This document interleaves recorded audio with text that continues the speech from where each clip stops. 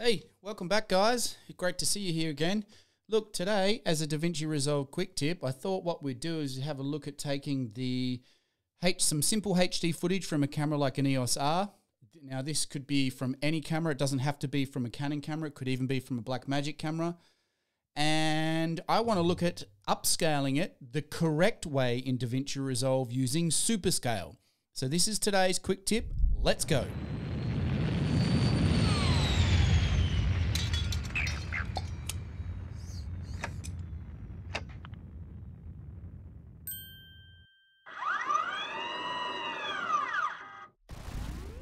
This video's intention is to give you guys a complete understanding of input image scaling and output image scaling in relation to superscaling footage in DaVinci Resolve. Now, I've put chapter markers in for your convenience, so if you get bored or you just want to skip ahead to see how to activate Superscale on a clip in your timeline and you aren't really interested in what's going on in the background of Resolve, then you can just jump ahead. That's fine. I'm not going to get offended. However, what we will discuss in the project settings menu is pertinent to how the image scaling is handled by Resolve and will affect image quality outcomes. Okay, with that said, like with any other NLE software, the most important thing to do before you start to import any footage in Resolve is to set up your project settings correctly to match the outcome that you're trying to achieve, especially when there are so many ways to achieve image scaling in Resolve and you are wanting to achieve the highest quality image transforms for your project when using superscaled footage. So let's get started and jump into our project settings. Click the cogwheel icon on the bottom right-hand corner of the Resolve window, then go to Master Settings. Now, I'm selecting to use a HD timeline for this tutorial as I'm screen recording at the same time. But whatever resolution you choose here, the same methodology and results will apply. Next, make sure as always, your timeline frame rate is selected to match the majority of your source footage or your desired deliverable frame rate, and that the playback frame rate is set accordingly. You don't have to worry about having mismatched frame rate footage, as Resolve will manage this for you. But if you absolutely want to be sure, go to General Options, Conform Options, Mix Frame Rate Format, and make sure that Resolve is selected in the drop-down menu. This means that Resolve will automatically process the mismatched frame rates for us. Now, the reason why we're checking this is because the vast majority of the time, in professional productions, or any production for that matter these days, the lower resolution media in projects is generated from off-speed footage or slow motion recordings, where cameras are usually cropping the sensor to achieve higher frame rates. This, though, is project dependent. How these resolution mismatch files will be processed by Resolve is determined by the Image Scaling tab. So let's click on Image Scaling. Go down to the Import Scaling options, and we can see here that Resolve has a specific master setting on how the media of different sizes will be globally affected and sized into our project's timeline resolution. When changing your sizing settings here, every clip in the timeline will be affected, and this change is independent from image transforms made in the Edit, Color, and Fusion windows, and thus linked in the image processing chain. In this menu, you will find a drop-down presenting you with 4 options and is our first sizing transform in Resolve. The first is center crop with no resizing. This means that clips of differing resolutions are not scaled at all. Clips that are smaller than the current frame size are surrounded by blanking, and clips that are larger than the current frame size are cropped. The second option we are presented with is Scale Full Frame with Crop. This means that clips of differing resolutions are scaled so that the clip's shortest dimension is fit to match the frame, and excess pixels are cropped. The third option is Scale Entire Image to Fit. This is DaVinci Resolve's default setting and automatically adjusts clips of differing resolutions so that they are scaled so that the clip's longest dimension is fit to match the frame. The shorter dimension, normally the height, has blanking inserted, i.e. letterboxing or pillar boxing. And the fourth option is stretch frame to all corners. And this is useful for projects using anamorphic media where clips of differing resolutions are squished or stretched to match the frame size in all dimensions. In this way, anamorphic media can be stretched out to a full raster, or the full raster media can be squashed to fit into an anamorphic frame. An added benefit of this setting is that it makes anamorphic and non-anamorphic clips fit into the same timeline easily. Each of the image scaling settings outlined define how clips that don't match the timeline resolution are scaled to fit the project window, and all have their pros and cons.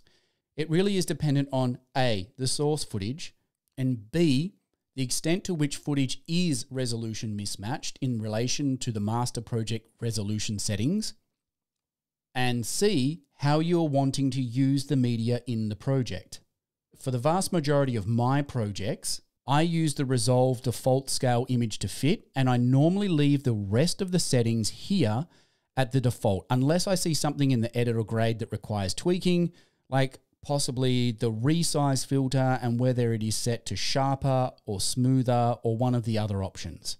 However, it is actually on this page where we have the ability to do our second sizing transform in Resolve.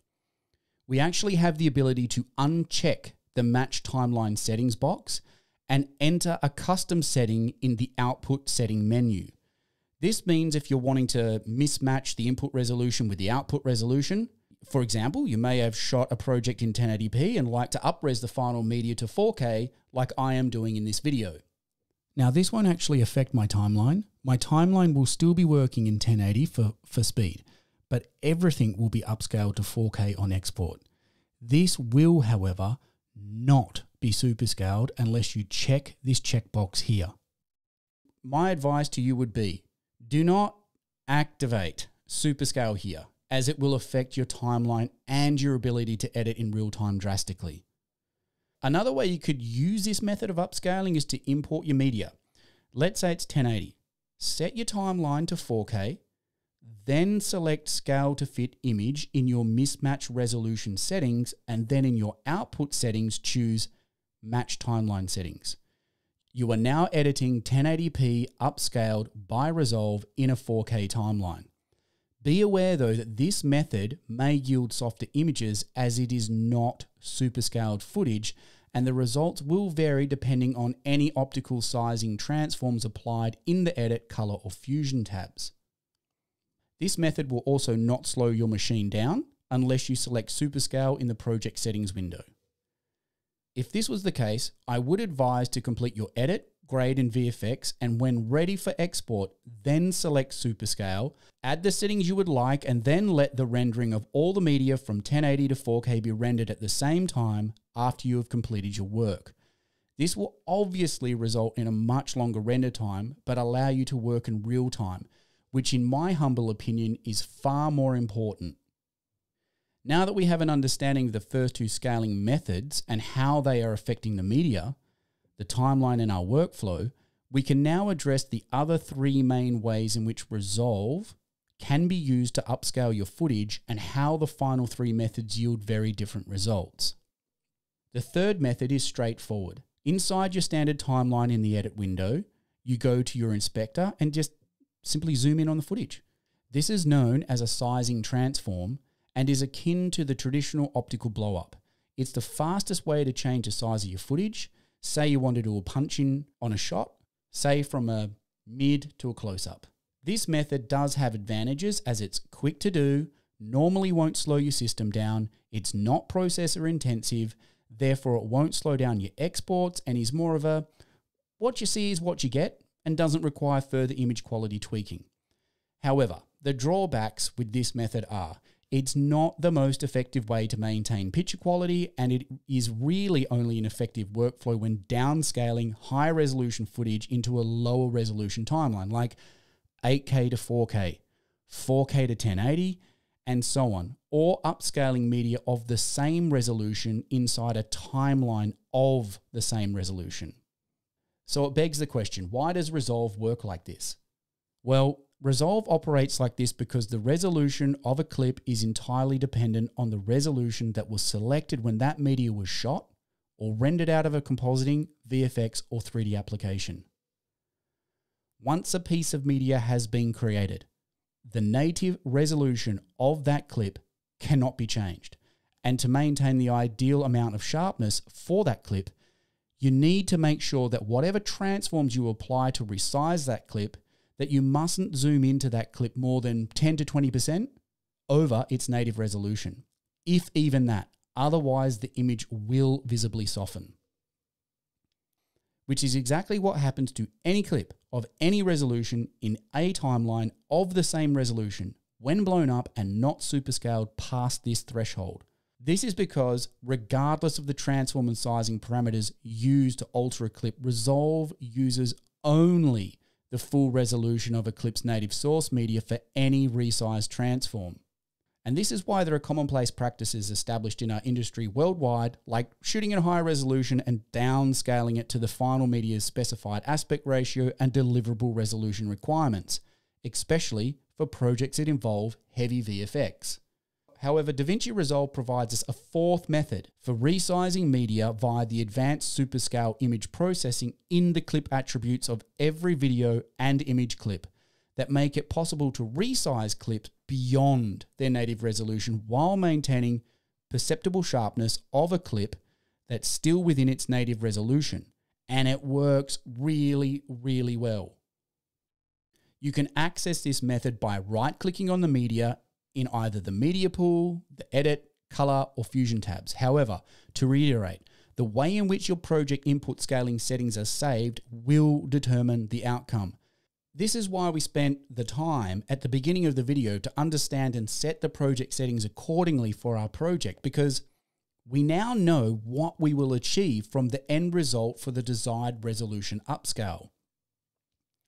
It also means if you're like me and you prefer to get all of your editing done first, because you then know by the time you're going to add your superscales to the footage that there's no more editorial changes that will be made because you've already done all your resizing optically, meaning now all you need to do is choose the level of superscale to apply to each individual clip.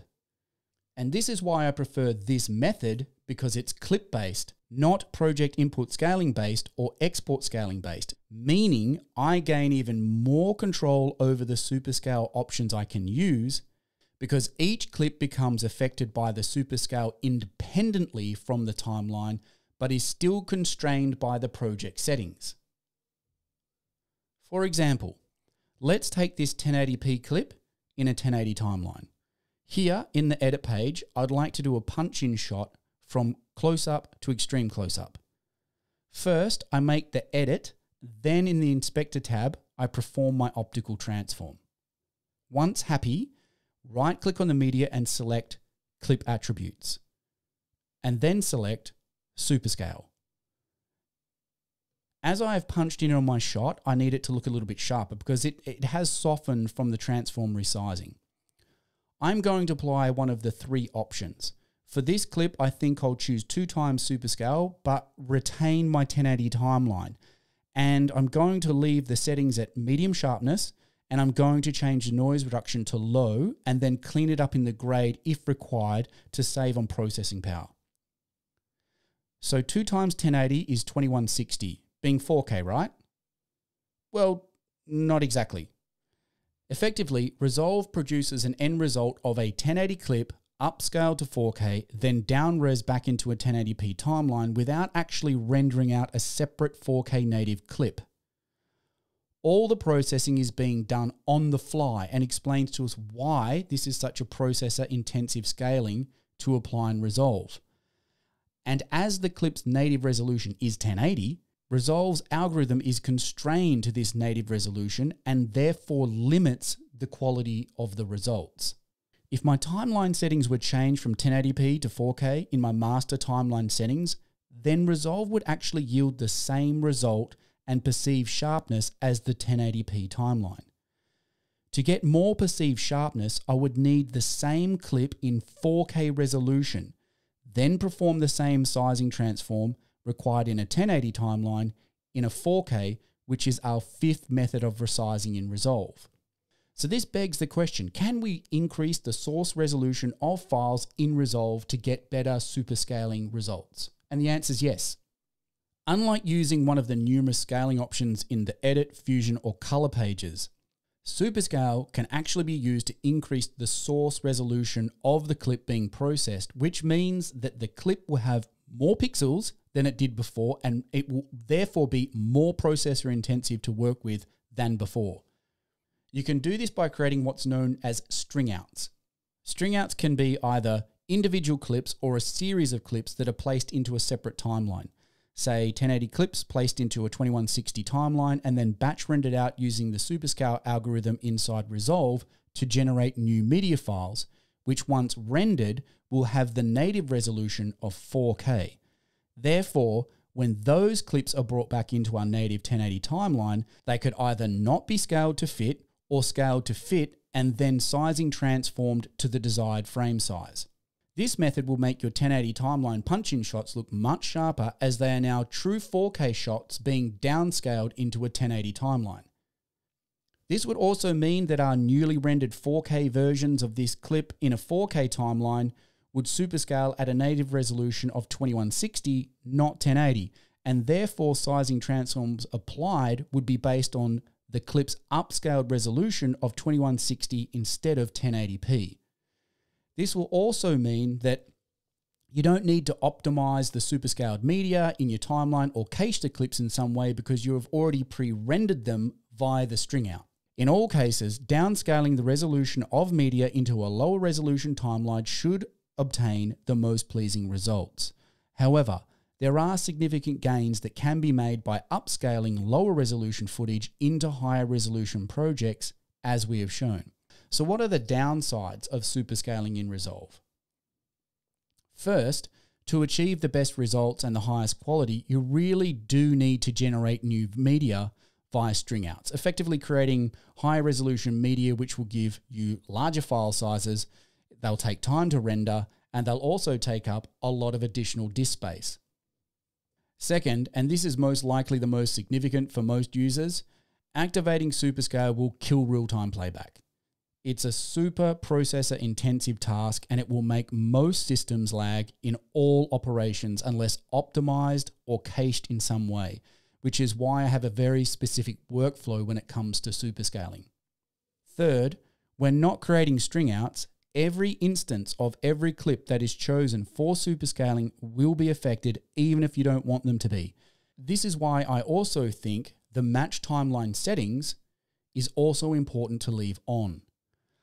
Fourth, the Superscale drop-down menu only provides 3 options, being 2, 3, and 4 times, as well as sharpness and noise reduction options to tune the quality of the scaled result.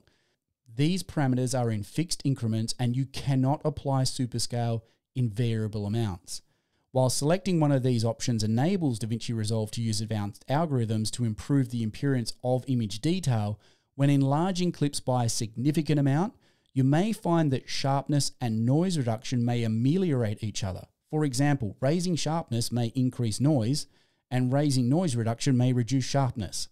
In these cases, it's worth experimenting with keeping sharpness at low or medium so that the Superscale sharpens all aspects of the clip, but then using the noise reduction tools in the color page with their additional ability for fine tuning to diminish the unwanted noise.